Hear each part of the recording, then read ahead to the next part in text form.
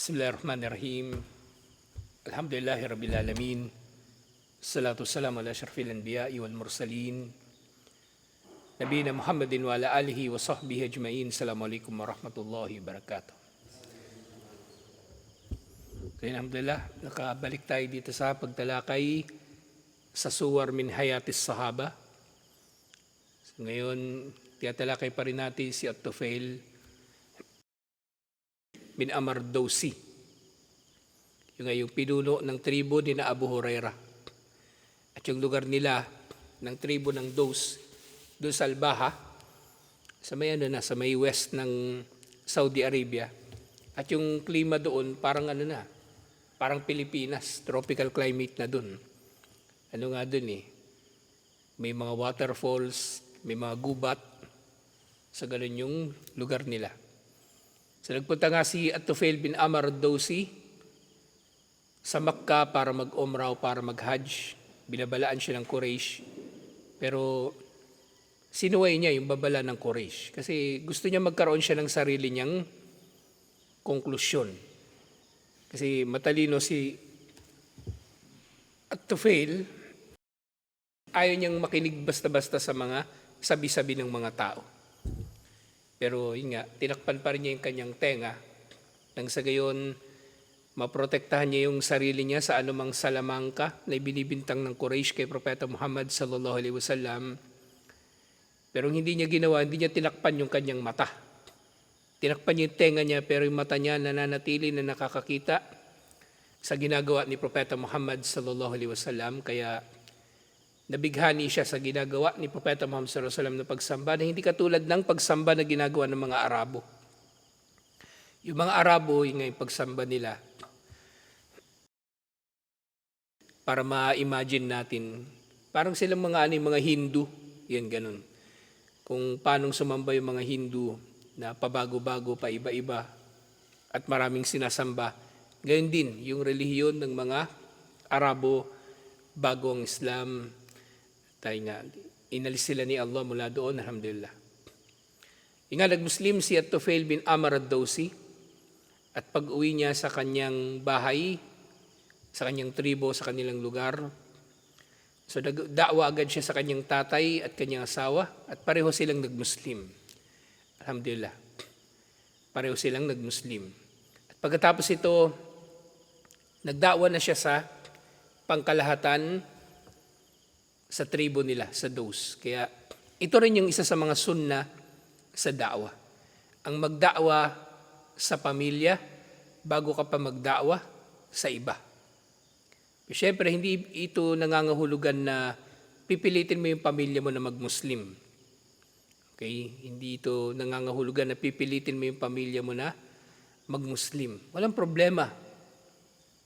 Kung halimbawa asawa mong babae, Kristiyano, ayaw niya mag-Muslim, walang problema. Hindi mo siya kailangang pilitin mag-Muslim. Walang problema. Mananatili kayong mag-asawa, inshallah. Walang problema. Yung problema niyan kapag, sa marami kong experience, pag pinipilit ng lalaki yung babae, nagkakagulo lang sila. Kakagulo lang. Gayun din, kung yung babae, halimbawa mag-Muslim, tapos pipilitin niya yung lalaki na mag-Muslim, pareho lang. Walang sapilitan sa relihiyon. Walang pwedeng idadahilan ng tao para pilitin ng sino man na mag-Muslim. Walang idadahilan ng tao para pilitin ng sino man na mag-Muslim. Si At-Tufail, ganito siya makipag-usap sa tatay niya at sa nanay niya, sa asawa niya. Ganito siya makipag-usap sa tatay niya at asawa niya na sinasabi niya wala siyang kinalaman sa kanila. Pero sinasabi niya lang yun, salita yun, pero hindi ibig sabihin na mimilit siya. Na pinipilit niya sila na mag-Muslim. At nga sa pagpapatuloy nung pagkakwento ni At-Tufail, thumma da'awtu Dawsan, at nagda'wa na siya sa Daws, fa'adta'u alayya illa Aba Hurairah. So naging mabagal daw ang tugon ng Daws sa da'wa ni At-Tufail, liban na lang kay Abu Hurairah, faqad kana asra'an nasi islaman. Si Abu Hurairah daw ang pinakamabilis sa mga tao na mag-Muslim. Kaya nga, nabanggit na natin ito nung nakaraan. So merong contradiction dito. Merong contradiction dito. So naiulat sa mga hadith si Abu Huraira, nag-Muslim pagkatapos na ng Khaybar. Pero dito sinasabi, nag-Muslim si Abu Huraira bago ang hijrah. Ngayon, maaring nangyari kasi din dito. So, ganito yung pagkakaulat dito. Kasi maaring nag-Muslim talaga si Abu Huraira dito sa panahon na ito. Pero dumating lang siya ng Madina pagkatapos ng Khaybar. Kaya tinatala na siya ay nag-Muslim pagkatapos ng Khaybar. Pagkatapos na ng Treaty of Hudaybiyah. Pero regardless, nag-Muslim man siya sa panahon na ito o pagkatapos ng Khaybar, walang walang epekto yun sa mataas na katayuan ni Abu Huraira sa Islam, na siya yung pinaka-maraming naiulat ng mga sahih ng mga hadith. Si Abu Huraira daw ang pinaka-maaga na nag-Muslim sa mga tao, o pinaka-mabilis sa pagtanggap sa Islam. At pagkatapos siya magda'wa sa Daws, faji'tu Rasulullah sallallahu alaihi wasallam bi Makkah. So bumalik siya sa Makkah. At bago pa ito yung hijrah. Wa ma'iya Abu Huraira. Kasama niya raw si Abu Huraira na pumunta kay Propeta Muhammad sallallahu alaihi wasallam. Faqala li an-nabiy alaihi salatu wassalam, at sinabi raw sa kanya ni Propeta Muhammad sallallahu alaihi wasallam, ma wara'aka ya Tufail. Ma wara'aka ya Tufail, kumbaga tinatanong ni Propeta Muhammad sallallahu alaihi wasallam, diba iba yung kahulugan nito sa literal na kahulugan? Ano ba yung wara'aka? Ano ba yung wara? Wara? Wara'aka yung sabi ko, wara'aka, hindi waraka. Wara'aka? Ano ba yung wara? Likod, di ba? Ay yung wara'aka, likod mo. Ano nasa likod mo? O Tufail, sabi ni Propeta Muhammad sallallahu alaihi wasallam. Pero ibig niya sabihin dito, kumusta doon sa inyo? Anong sitwasyon doon sa iniwan mong lugar? Kumusta doon sa inyo? At sabi ni Tufail, Qulubuhum alayha akinna wa kufrun syadid. Ang puso daw ng Daws ay meron daw takip at meron daw itong kufur, kawalang pananampalataya na matindi. Laqad galaba alayya Dawsun al-fusuq wal isyan. So nang ibabaw daw sa kanya ang kanyang tribo sa pamagitan ng fusuk, pagsuway, o kumbaga yung fusuk fusuk, yung isyan pala yung pagsuway. Yung fusuk, kumbaga kasamaan, kumbaga. Na ganito siya magsalita kasi kumbaga sinuway siya ng Daws na mag-Muslim. Hindi nag-Muslim yung kanyang tribo. Ilan lang sa kanila ang nag-Muslim. So maaaring nasabi ito ni At-Tufail kasi kumbaga nasanay siya Nasanay siya na napapasunod niya yung mga tao. Ngayon nagtataka siya na yung mga tao dinaawahan niya pero hindi sila sumunod sa kanya. So ganito yung dahilan kung bakit nasabi niya yung ganito. Na hindi naman siguro siya kinalaban ng tribo niya pero naging mahirap. Naging mahirap para sa tribo niya yung tanggapin ang Islam. Actually, hindi naman din talaga Hindi rin talaga madali matanggap ang Islam para sa lahat. Kumbaga, halimbawa, mag-Muslim ka, yung mapapractice mo lahat, hindi rin ganun kadali. Lalo naman doon sa mga tao na maraming maapektuhan sa buhay niya kapag siya ay nag-Muslim. Bawa trabaho niya, negosyo. Pag mag-Muslim siya, maapektuhan. May negosyo siya, babuyan. Diba? Paano mapapamuslim yung may babuyan? Ang hirap. O meron siyang, kumbaga, trabaho na haram, tatrabaho sa bangko. Mahirap din. Hindi basta-basta. So, nung narinig ito ni Propeta Muhammad sallallahu alaihi wasallam, faqama fatawadda'a wa salla wa rafa'a yadahu ila sama. Tumayo daw si Propeta Muhammad sallallahu alaihi wasallam, nagwudu at nagsala ng sunnah at itinaas yung kanyang kamay sa langit. Qala Abu Hurairah, si Abu Hurairah na yung nagnarit, nanggaling nito sa iba pang mga hadith. Falamma ra'aytuhu kadhalika khiftu an yad'u ala qaumi fayahliku. Nung nakita daw ni Abu Hurairah si Propeta Muhammad sallallahu alaihi wasallam na nagtaas ng kamay, na nagdua, natakot daw si Abu Hurairah. Natakot daw si Abu Hurairah kasi baka magdudua si Propeta Muhammad sallallahu alaihi wasallam laban sa dos at mawawasak sila. Kasi dito sa panahon na ito, buong buo na talaga ang pananampalataya ni Abu Hurairah.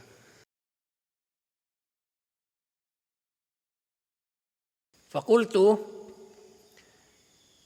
wa qauma. So sabi niya sa sarili niya, o aking mga kababayan.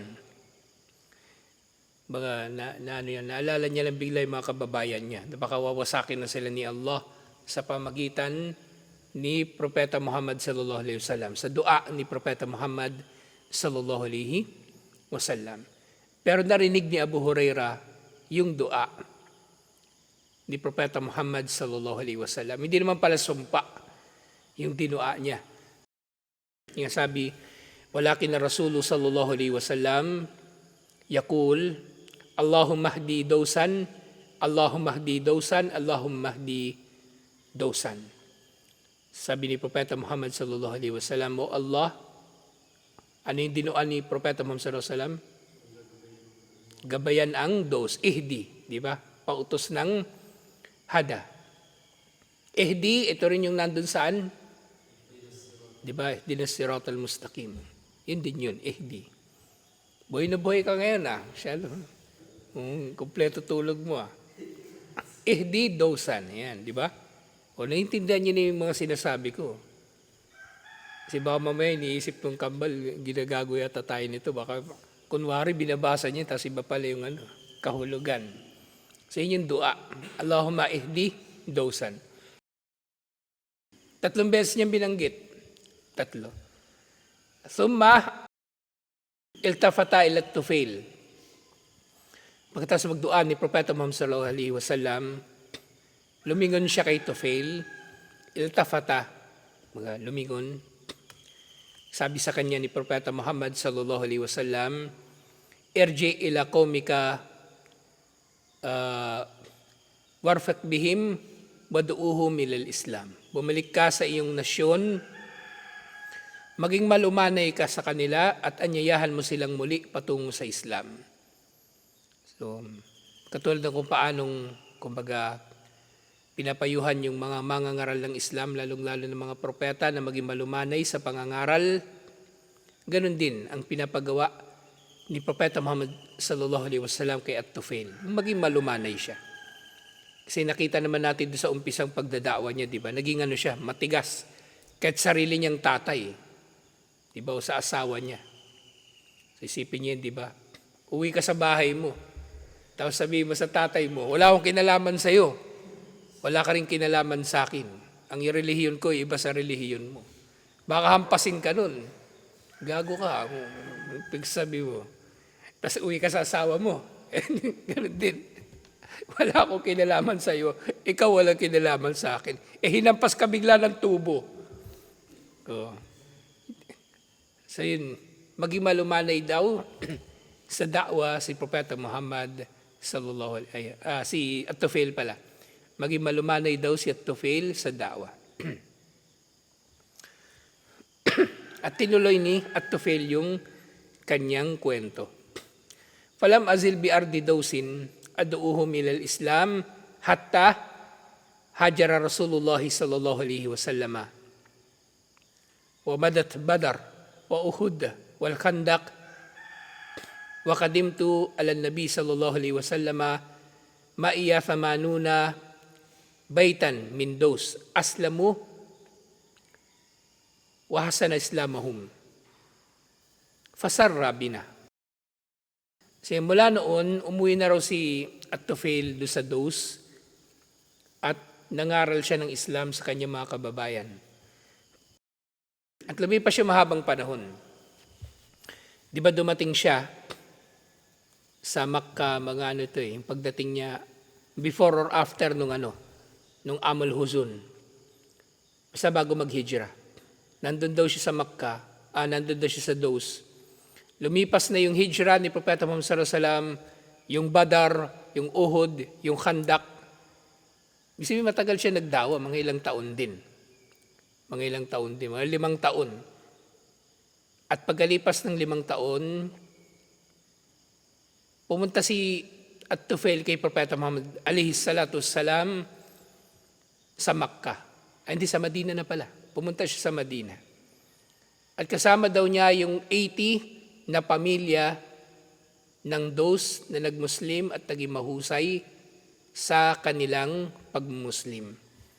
At kinatuwa ito ni Propeta Muhammad sallallahu alaihi wasallam na nagkaroon ng bunga ang da'wa ni Tufail bin Amr ad-Dawsi, at syempre tinupad ni Allah ang kanyang dua, alhamdulillah. Thumma lam azil ma'a Rasulillahi sallallahu alaihi wasallam hatta fatahallahu alayya o hatta fatahallahu alayhi Makkah. Pagdating niya doon, kina Propeta Muhammad sallallahu alaihi wasallam sa Makkah, nanatili na siya doon. Hindi, sa Madina pala. Nanatili siya doon sa Madina kasama si Propeta Muhammad sallallahu alaihi wasallam hanggang sa Fathu Makkah. At nung nandun na sila sa Makkah, nasakop na yung Makkah, sabi niya kay Propeta Muhammad sallallahu alaihi wasallam, "Ya Rasulullah, ib'athni ila Dhil Kufain."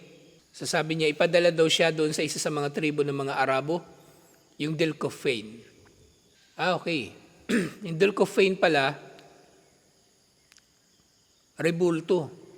Sabi niya, ib'athni ila Dhil Kufain sanamu Amar bin Hamama hatta uhrikahu. So sabi niya, o Propeta Muhammad sallallahu alaihi wasallam, ipadala mo ko sa Dhil Kufain na rebulto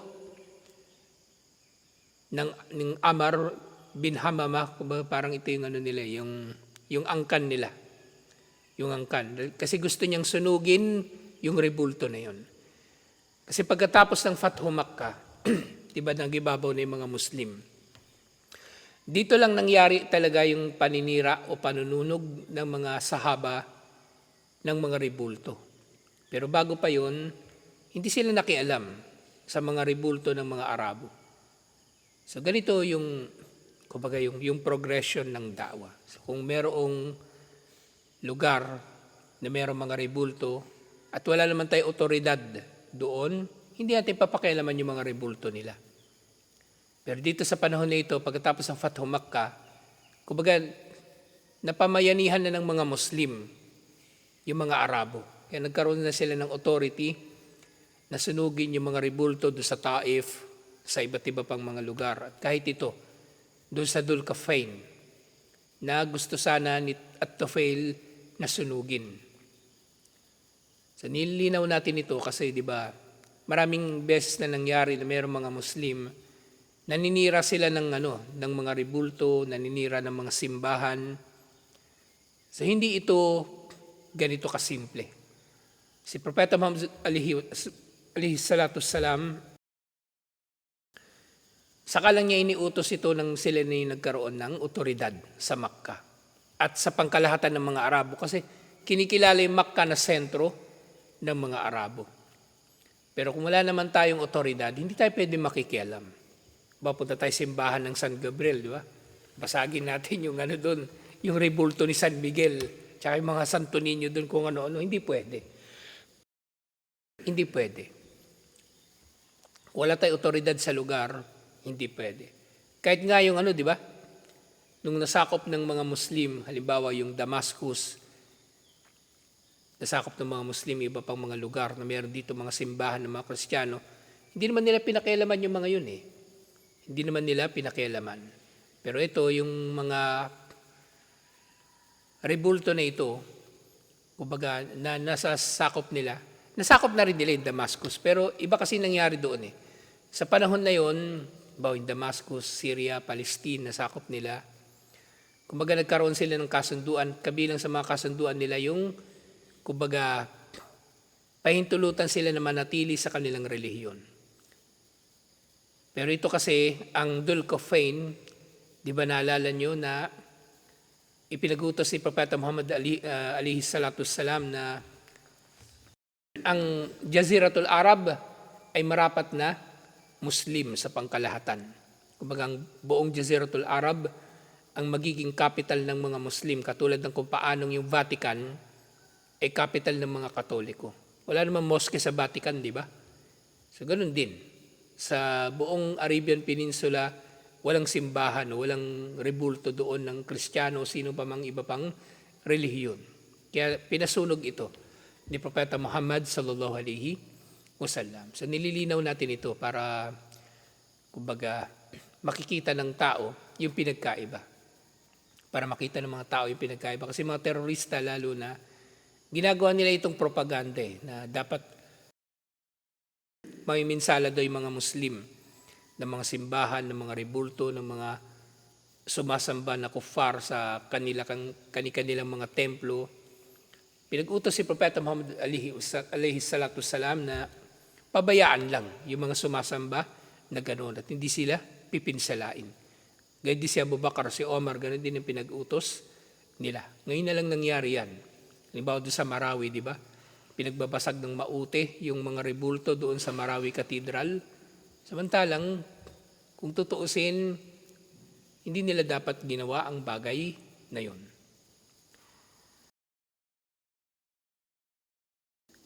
At yung nung humingi siya ng pahintulot si At-Tufail, faadina lahu an-nabi alayhi salatu wassalam. Pinahintulutan daw siya ni Propeta Muhammad sallallahu alaihi wasallam, fasara ila sanami fi sariyatin min qaumihi. At dumating sila doon kasama yung mga sundalo na kabilang sa kanyang tribo, sa mga taga-Daws din. So maaring itong si Dulcofain, nandun din sa lugar nila. Falamma balagahu, nang dumating na sila doon, wahamma bihrakihi, ijtama'a hawlahu an-nisa'u war-rijalu wal-atfalu yatarabbasuna bihisyar. Nang dumating na raw sila at susunugin na niya yung rebulto, yung mga sumasamba doon sa rebulto na yun, lumapit daw kay At-Tufail. Yung mga kababaihan, kalalakihan at mga bata na pinagmamasdan nila si At-Tufail at naghihintay. Meron bang masamang mangyayari kay At-Tufail? Di ba ganun yung di ba? Ganun yung paniniwala minsan ng mga sumasamba sa mga Diyos-Diyosan. Di ba? Kung naalala niyo yung nung dinemolish ng Quraysh yung Kaaba para i-repair, di ba ayaw nilang galawin yung Kaaba. Hanggang si Al-Walid bin Al-Mughira, yung tatay ni Khalid bin Al-Walid, siya yung unang humampas ng maso para matibag yung bato. So ganun din yung nangyari doon sa pagwasak, doon sa Lat, sa Taif. Kasi kahit yung mga sahaba na sila pero nagdadalawang isip sila kung sino sa kanila yung mauuna. Hanggang sa nauna na nga sa kanila si Al-Mughira bin Shu'bah. At dito, yung mga tao nga, hinihintay nila na parusahan ng rebulto si At-Tufail bin Amr ad-Dawsi. Hinihintay nila na parusahan ng rebulto si At-Tufail bin Amr ad-Dawsi yatarabbasuna bihisyar. Hinihintay nila na may mangyari sa kanyang masama. Wa yantadiruna an tas'aquhu sa'ikatun. Hinihintay nila na tamaan ng kidlat si At-Tufail bin Amr ad-Dawsi. Kasi gano'n na yung relihiyon nila Para sa kanila, banal na banal yung kanilang mga rebulto. So hinihintay nila na tamaan ng kidlat si At-Tufail bilang parusa sa kanyang pagsira dun sa kanilang rebulto, in huwa nala Dulcofain. Na gusto nila masaksihan na parusahan siya ni Dulcofain. Lakin at-Tufail akbala ala sanami ala mashhadin min ibadihi. Pero pinagpatuloy ni at-Tufail ang kanyang ginagawa habang sinasaksihan nito ng mga sumasamba kay Dhul-Qarnayn, waja'ala yudrimun nara fi fuadihi. At si at-Tufail, tinuloy na niya yung pagsunog dito at sinimulan niyang silaban yung gitna nito. Yung may banda sa, kumbaga, yung Dhul-Qarnayn kasi, so maaring katulad din yung itsura niya ng iba pang mga rebulto, di ba? Maaring iba pang mga rebulto ng Quraysh, ng mga Arabo. So maaring itsurang tao din ito. So sinimulan nitong sunugin at Tufail mula sa gitna nito.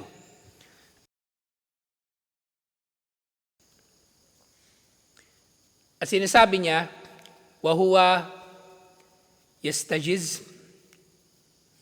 Habang sinusunog niya rebulto, sinasabi niya, Yadul Kafain, o Kafain pala, Yadul Kafain, lasta o lastu min ibadika. Miladuna akdamu min miladika. Inni kasyawtun nara fi fuadika. Sabi ni at-Tufail, ano kaya ibig sabihin ng Dhul-Qarnayn? May dalawang kamay. Sabi niyo, ikaw na mayroon dalawang kamay, di ba? Yung Qarnayn, sabi niya, o ikaw na may dalawang kamay, hindi ako kabilang sa mga sumasamba sa iyo. Ipinanganak kami, nauna kaming ipinanganak kaysa sa iyo. So ibig sabihin, bago lang narebulto itong si Dhul-Qarnayn. Mas matanda ako sa iyo at inilalagay ko itong apoy na ito ngayon sa iyong puso. Wama iniltahamatin naru as-sanama hatta iltahamat ma'aha matabka minasyirki fi kabilati ad-Daws. Fi kabilatihi. So nga, hindi pa nauubos, kumbaga hindi pa natutupok ng tuluyan yung rebulto na yun. Pero nauna nang natupok yung shirk sa mga kababayan ni at-Tufail bin Amr ad-Dawsi. Fa'aslamal qawmu jami'an wa hasuna islamuhum. Kaya nagmuslim ang buo niyang nasyon, buo niyang tribo, at naging mahusay sa kanilang pagmumuslim. Alhamdulillah. So ito yung yung isa sa mga ginawa ni at-Tufail bin Amr ad-Dawsi sa kanyang dawa. At panghuli ngayong araw inshallah, dallat Tufailu bin Amr ad-Dawsi ba'da dalika mulaziman li Rasulillahi sallallahu alaihi wasallam. Pagkatapos ng pagsunog niya sa Dhul-Qarnayn, nanatili na si at-Tufail na kasama ni Propeta Muhammad sallallahu alaihi wasallam. Parang si Abu Hurairah din. Kaya nga maaring nangyari na mas maaga pa kaysa sa Khaybar ang pagmumuslim ni Abu Hurairah. Yun nga lang, nanatili siya sa Madina pagkatapos ng Khaybar, katulad ni at-Tufail. Hatta kabida an-nabiyyu hatta kabida nabiyullahi ila jiwari rabbihi. So nanatili raw siyang kasama ni Propeta Muhammad sallallahu alaihi wasallam hanggang sa kinuha ni Allah si Propeta Muhammad sallallahu alaihi wasallam patungo sa kanya. Kumbaga, hanggang sa namatay si Propeta Muhammad sallallahu alaihi wasallam. Walamma alatil khilafa min ba'dihi ila sahibihi as-Siddiq wada'at Tufail nafsahu wa sayfahu wa waladahu fi ta'ati khalifati Rasulillahi sallallahu alaihi wasallam. So nung namatay nga si Propeta Muhammad sallallahu alaihi wasallam sa panahon ni Abu Bakr Siddiq radhiyallahu anhu, nanatili si Tufail sa serbisyo ni Abu Bakr Siddiq radhiyallahu anhu, gayon din ang kanyang mga anak na nasa paglilingkod sa Islam. Alhamdulillah. So ito yung siguro yung ibang usapin next time na lang natin matatalakay inshallah. Kasi medyo marami pang nangyari pagkatapos nito, alhamdulillah, pagkatapos na mamatay si Propeta Muhammad sallallahu alaihi wasallam, nabuhay pa ng mahaba-habang panahon si At-Tufail bin Amr ad-Dawsi, alhamdulillah, at marami pang ibang nangyari, alhamdulillah. Sa tutuloy natin ito, insyaAllah. Assalamualaikum warahmatullahi wabarakatuh.